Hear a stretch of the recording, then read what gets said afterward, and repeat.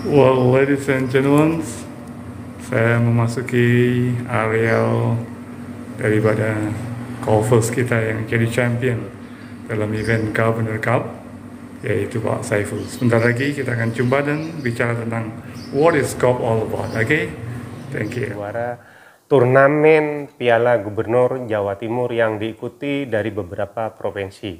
Ya. Alhamdulillah, saya juga membuktikan bahwa masa pandemi bukan masa untuk berhenti belajar. Dan saya selalu menggunakan selama masa pandemi selama 2 tahun, saya tetap belajar untuk ngecip, untuk turun ke lapangan, untuk memastikan bahwa skill yang sudah kita miliki hilang. Itulah yang selalu rutin saya lakukan sehingga di acara turnamen di 2020, 2021, 2 turnamen besar. Yang pertama di 2020 yang kemarin di Ciputra, diselenggarakan oleh Pertamina, saya memperoleh under 5. Wow. Saya berdi 6 kali. Berdi 6 kali? Bugi 1 kali. Wow. Itu yang dilaksanakan di Pertamina. Kemudian ada satu juara, karena target saya adalah piala, maka apapun dengan siapapun saya main, maka saya harus menjadi juara. Fokusnya tidak boleh to be the champion. Ya, targetnya adalah to be the champion. Seperti ini. Jadi seperti yang sampaikan sahabat saya ini memang tidak, karena ini untuk mempertaruhkan Jawa Timur. Dan disitulah terdapat pertarungan antara pribadi dengan diri kita, bahwa kita harus fighter, kita harus menang, tidak boleh kalah, karena di situ ada piala yang sudah menunggu kita, menunggu saya. Ya. Itulah piala yang sudah ditaruh, targetnya harus menjadi milik kita. Dan itu yang kemudian di beberapa forum saya hadir untuk mendapat piala gitu. Satu hal yang orang kadang tidak tahu, untuk menjadi champion itu kadang butuh proses belajar. Orang maunya kepingin instan, bisnis cepat, mau mendapatkan untung. Juga demikian di lapangan golf, mau pengen main golf hanya sebentar, mau pengen menang dengan jalan curang. Nah, hal-hal ini yang betul-betul sangat dilarang. Nah, kita lihat pembinaan junior di Jawa Timur ini juga dibidangi oleh Pak Saiful. Apa kira-kira tahapan-tahapan yang akan dilalui untuk membawa regenerasi daripada pemain-pemain golf di Jawa Timur? Ya, baik. Nah, untuk atlet-atlet yang saat ini sudah lagi dibangun mulai sekarang, insya Allah ke depan ini atlet-atlet Jawa Timur sudah mulai terbangun sebuah forum komunikasi yang kemudian forum komunikasi ini harus terus-menerus disupport, harus dibangun supaya munculnya atlet-atlet muda Jawa Timur itu bisa tertata dengan baik dan bisa muncul sebagai winner, karena biasanya Jawa Timur itu selalu menjadi juara untuk Piala PON misalnya. Yang kedua, memang saat ini targetnya bukan hanya untuk menjadi juara PON, tapi sudah bergeser menjadi juara dunia. Artinya di level-level ASEAN sekarang sudah mulai disupport untuk bertarung di level itu, karena biasanya kalau tidak mudah digeser ke level untuk menjadi ASEAN, mereka artinya ketika hadir sebagai Piala PON itu misalnya juara di level itu untuk bertarung nasional, umur sudah masa-masa seperti yang disampaikan Ganto tadi, sudah masanya lewat, sudah dekat, nggak lama. Tetapi kalau masih muda, misalnya usia yang seperti muncul sekarang rata-rata usianya 15 sampai 17 itu yang bagus-bagusnya. Umur SMA kelas 2 dan kelas 3 itu lagi bagus-bagusnya sekarang. Contohnya kayak turnamen junior yang saya perhatikan kemarin, ada di beberapa hole itu bahkan mereka berani motong melewati atas pohon. Hambatan biasanya di hole 9 itu kan ada beberapa pohon dari hitam. Mereka berani pukul keras, ambil risiko. Dan memang terbukti mereka mukul dengan tepat dan benar melewati semua pohon yang menghambat. Sehingga sisanya secondnya itu sisa seperti 100 yang diharapkan. Nah, ketika 100 diharapkan, mereka sudah nembak untuk birdie. Secondnya itu sudah tembak untuk birdie, dan mereka berhasil. Itu yang sekarang sedang kita lakukan. Nah, seperti yang disampaikan dalam pertanyaan tadi atau apa yang disampaikan tadi, bagaimana untuk kedepannya anak-anak muda? Support dari orang tua, karena memang golf tidak mahal, tapi butuh biaya. Dan butuh biaya itu memang sedikit, tapi panjang gitu loh.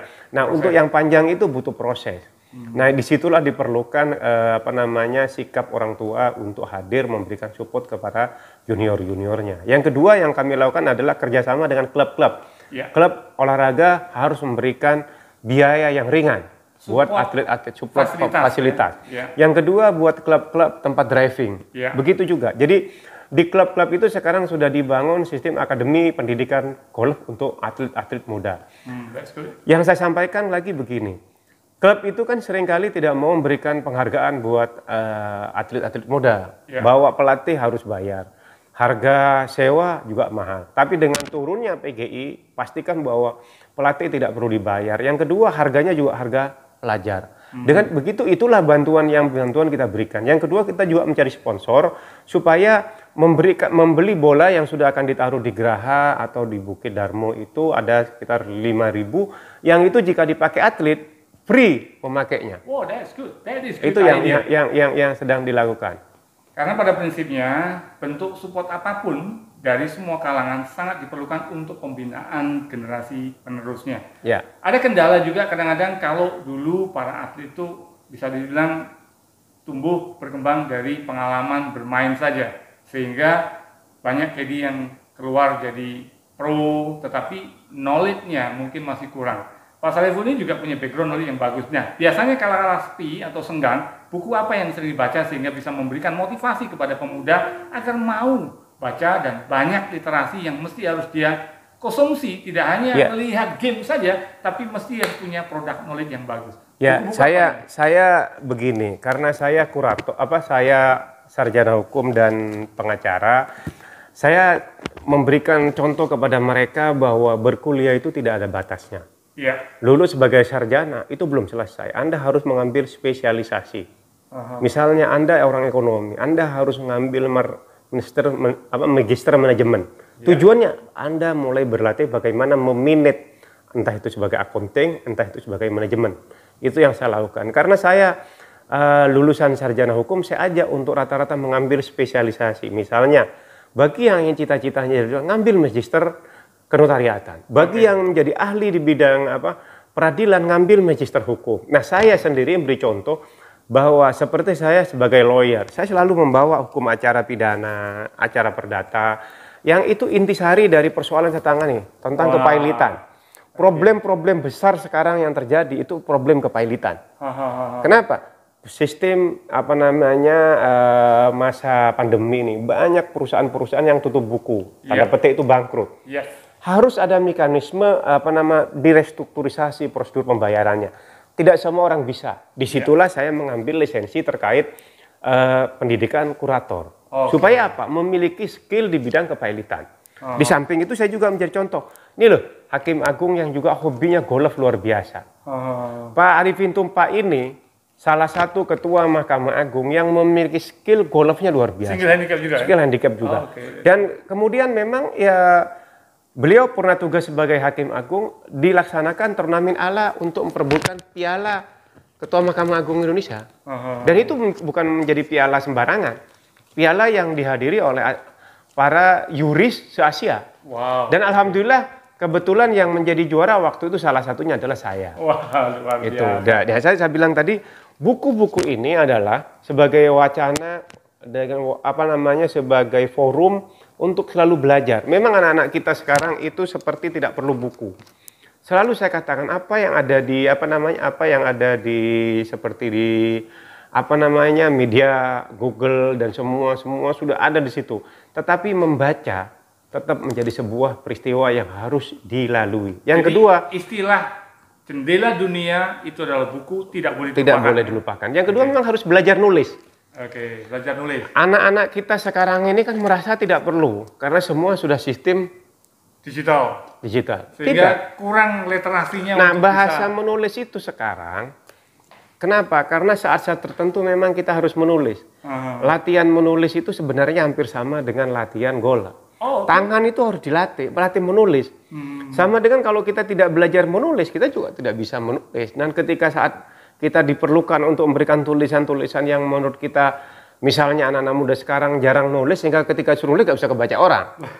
Nah, tapi menurut saya dengan kita menulis dan belajar membaca, saya selalu membiasakan kepada anak muda seperti di kantor saya itu selalu ada anak-anak magang dari Fakultas Hukum, baik dari Universitas Erlangga, dari UPN, kemudian dari Unitomo. Beberapa universitas itu sering mengirim rata-rata 5 orang untuk magang di kantor saya.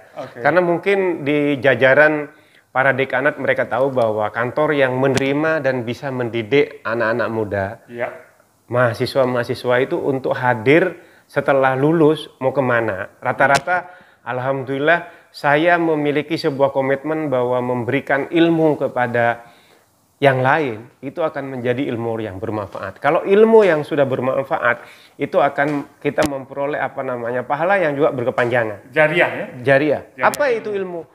Skill yang saya miliki tentang keilmuan, pengalaman yang saya miliki sebagai lawyer, administrasi yang saya lakukan, bagaimana menata sebuah dokumen perkara, bagaimana menata sebuah langkah hukum yang akan ditempuh, bagaimana mengadministrasikan semuanya secara rapi dan teratur, itu yang saya latihkan kepada mereka. Sehingga mereka ketika sudah menjadi sarjana, sudah memiliki kemauan apakah menjadi lawyer yang berangkat dari sarjana hukum, apakah menjadi hakim, apakah menjadi polisi, atau menjadi jaksa, semua menjadi pilihan. Nah, sayalah yang ditugaskan oleh ilmu yang saya miliki, pengetahuan yang saya miliki untuk saya sampaikan kepada mereka.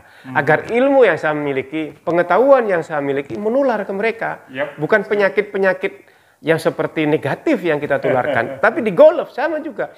Saya melatih mereka untuk konsisten pada tanggung jawab. Belajar nulis tidak boleh dirubah-rubah. Karena dengan begitu, itu akan membentuk integritas pada diri kita. Misalnya, kalau saya jadi juara, karena terbiasa merubah-rubah, orang tahu, oh Saiful juara. Walah, orang udah tahu.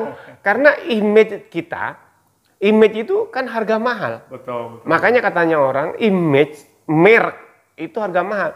Nama jelek itu akan diketahui orang, tapi nama bagus orang juga diketahui. Bagaimana untuk mencari bagus?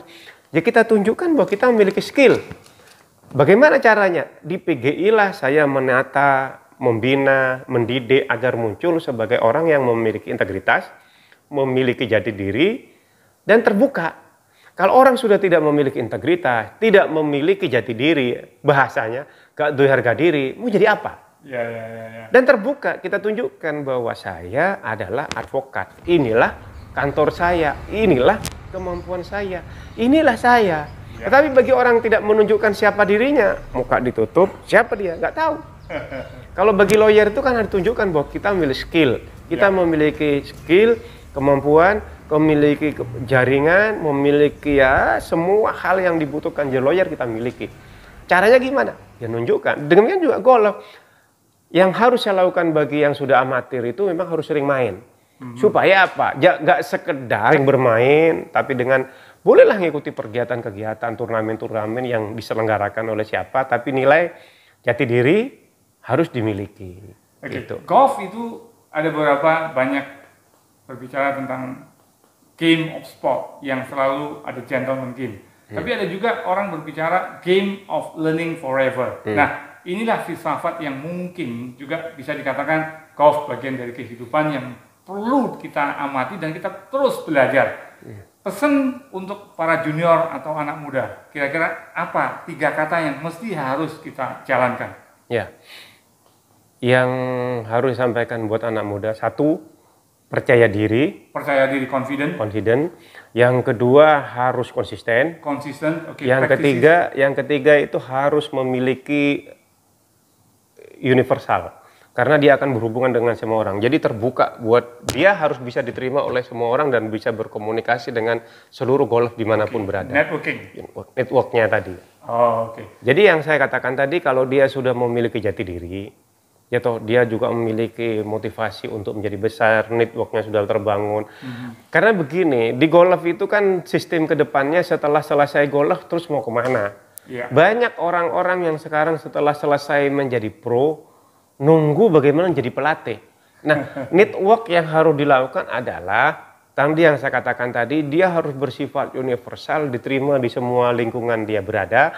Ketika dia pergi untuk bermain, networknya ada. Mau ke Kalimantan, dia sudah punya teman di Kalimantan, dia mau main di Sumatera, networknya dia akan, ketika juga dia punya usaha. Ketika dia menjadi sebuah usaha, mau jadi lawyer, dia kemana-mana nggak perlu bingung karena networknya sudah terbangun. Itu yang dibangun dari lapangan golf.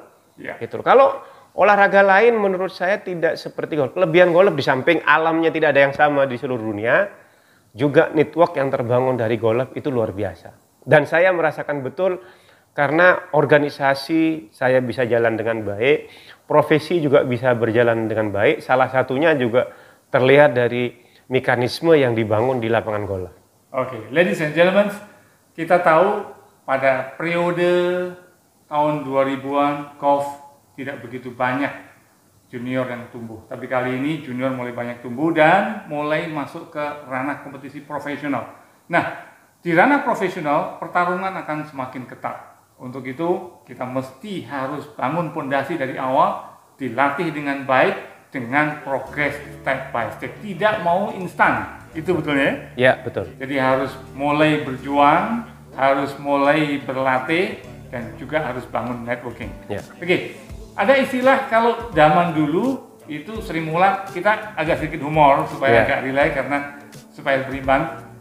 Ada paha, ada kaki. Ada usaha, ada rezeki. Kira-kira dari Pak Saiful, kalau zaman milenial ini, itu guyonannya sudah berubah. Kalau dulu Sri Mulat terkenal, sekarang stand up comedy yang terkenal. Contohnya begini, aduh hari ini aku lapar banget ya. Terus bagaimana? Alamak, sudah malam. Nah, logikanya yang dibangun pada zaman era Sri Mulat dan zaman sekarang milenial berbeda karena situasi yang membentuknya. Remaja sekarang tidak suka banyak baca, tapi banyak bicara dan banyak lihat. Orang melihat belum tentu bisa memahami, karena kadang yang terlihat belum tentu itu yang kenyataan. Ya. Begitu ya? Ya, saya ada satu yang selalu saya katakan kepada anak-anak muda untuk tampil itu begini. Jangan menunda waktu, karena waktu itu akan memberikan keberhasilan. Okay. Jangan keberhasilan ditunda. Kalau keberhasilan ditunda, maka Anda tidak akan berhasil lagi pada masa berikutnya. Waktunya adalah gunakan waktu tepat, maksimalkan waktu secara tepat. Jadi yang saya katakan tadi, Anda hadir saat itu adalah sebagai prestasi, jangan ditunda. Jangan menunda waktu karena waktu tidak akan terulang. Oke, berarti one word kita bisa ambil kesimpulan, perlu disiplin. Perlu disiplin. Oke, ladies and gentlemen, discipline is a goal to achieve your target. Betul gitu ya Pak? Betul. Karena disiplinlah kita bisa terbentuk dan mencapai target yang diinginkan. It's It's a goal to achieve the target. Ya, yang utama tadi begini, prinsipnya begini. Jangan menunda waktu untuk meraih prestasi. Okay. Karena prestasi Anda tunda, maka dia tidak akan datang lagi. Jadi jangan pernah menunda waktu untuk berprestasi. Okay. Karena prestasi itu tidak pernah hadir pada waktu yang lain. Oke. Itu loh. Jadi ingat itu. Jadi prestasi itu jangan ditunda. Anda mengejar untuk berprestasi. Prestasi tidak akan datang pada momen yang harus Anda ambil lagi kalau Anda sudah menunda prestasi yang Anda miliki. Bahasanya kan begini. Harusnya hari ini dia juara, tapi dia lepas. Besok bisa. Begitu Anda melepas, maka kebiasaan melepas prestasi itu kan sulit untuk bangkit lagi. Maka begitu Anda harus jadi juara, ambil itu juara. Karena dengan Anda juara, maka juara itu Anda akan peroleh terus-menerus untuk menjadi juara. Oke, Gitu. so highlight berarti chance is not come twice. Chance, you have to get it. Oke, jadi kesempatan tidak datang dua kali, tapi kesempatan itu harus menjadi kesempatan yang bisa kita manfaatkan. Ladies and gentlemen, thank you very much for following Sugianto Dream Channel, dan kali ini Pak Saiful membagi banyak ilmu yang jelas sangat bermanfaat. Karena beliau ini adalah salah satu tokoh yang suka berbagi. Tidak hanya rezeki, uang, tapi ilmu juga. So, ini yang perlu kita contoh. Ladies and gentlemen, let's say thank you very much to Pak Saiful. Thank you, Mas. Kalimat apa yang kira-kira patut untuk menjadi highlight pembicaraan hari ini, Pak? Kenapa? Kalimat one word yang strong point untuk bisa menjadi highlight hari ini. Jangan tunda waktu untuk meraih prestasi. Oke, good. Jangan tunda waktu untuk meraih prestasi. Thank you very much. Bye-bye.